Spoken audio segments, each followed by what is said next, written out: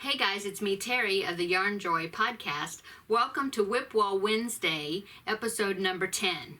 Okay, so WIP Wall Wednesday is a series that I've been doing where I've been taking sleeping projects, is what I've called, unfinished projects, works in progress projects that I have not worked on in a long time. Stuff I've started and then I bagged them and hung them on a pegboard I have over here that I call my WIP wall. And so I started this series to help myself stay accountable to you, my viewers, also to help maybe inspire others that have works in progress, projects that have been sleeping for a while, to get them out and finish them. Okay, so I had a project where it was a bunch of little rectangles, and I originally was going to do this Afghan in this scrap Afghan book that I have, where you had to make all these little, they were squares and they were rectangle size shapes, but you had to make like 186 of them. And for some reason I thought, oh, well, that'll be a fun project. Well, after making a pretty good double handful of them, I decided that I was not going to finish all those and then sew them together and all the ends, and so then it'd be large enough to make a blanket. I just wasn't going to do it. And so I just bagged up those little rectangles and little squares. There was just a few of the squares. Mainly they were rectangles. And bagged them up and hung them on my WIP wall, and they've been hanging there ever since. And so I decided that I really needed to do something with them. And so I pulled them out, stitched them all together, and as if you've been following my progress on it, you know that I decided to stitch them together and it turned out to be one big central square. I will pop in a picture here so you can see what that square looked like when I stitched those pieces together.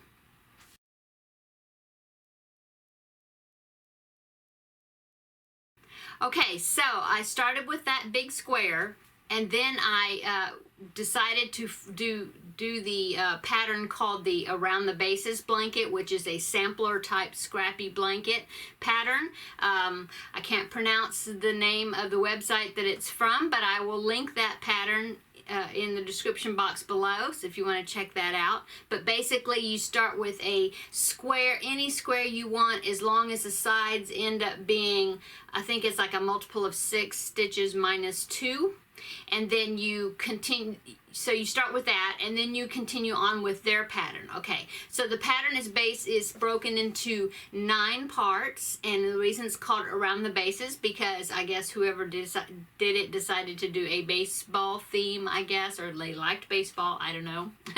But instead of parts, they called each section, there was 9 of them, each section innings. Okay, so I took that square, or that square that I stitched together of the little rectangles, and I began my Around the Bases blanket. I tried to pull colors from the rectangles that I used, you know, to kind of tie them together somehow.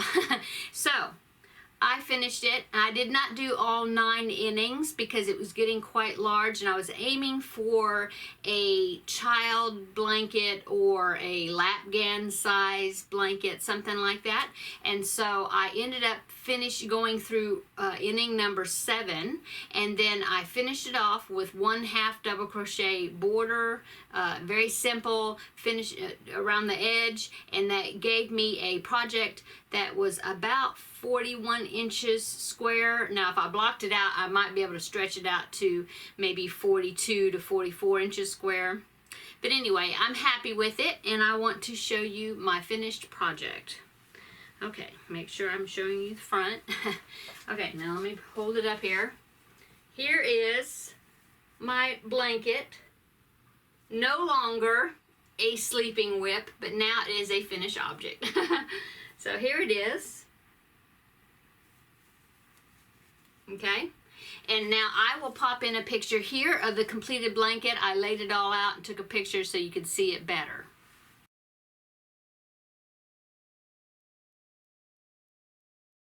So there you go, I got it finished. So I'm very happy with it. I think it turned out quite colorful, and it will be donated probably either to a nursing home for a lap blanket, or it may be donated go along with my donation that goes to Project Linus. So I'm not sure, but it will be donated. Okay, so that was the end of that sleeping WIP. I'm so glad that I was able to do something with those little rectangles.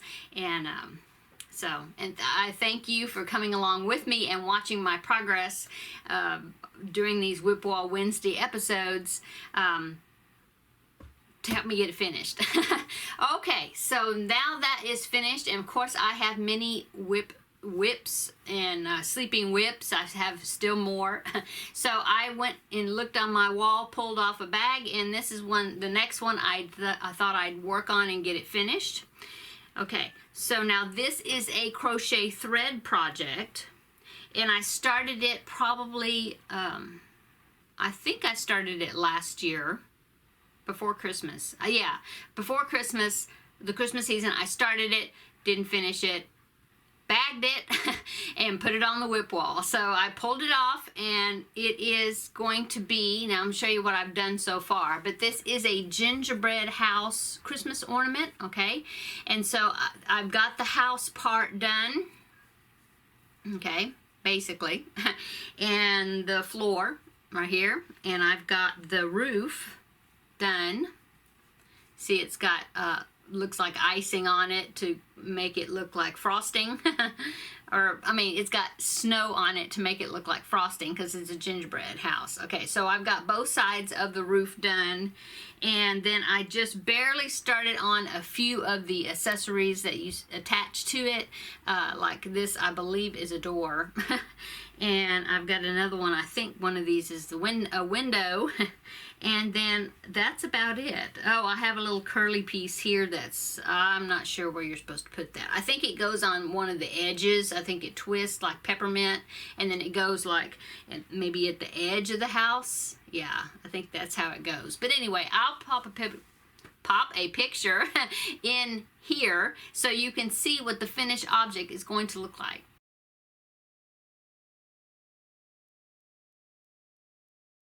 Okay, so I got that pattern. It was a paid-for pattern. I got it off of ePattern Central, I think, is where I got it. So if I can find it, I will link it below where I got that pattern, okay, for this gingerbread house ornament. So this will be my next WIP Wall Wednesday project that I'm going to be working on, is to finish this ornament, okay?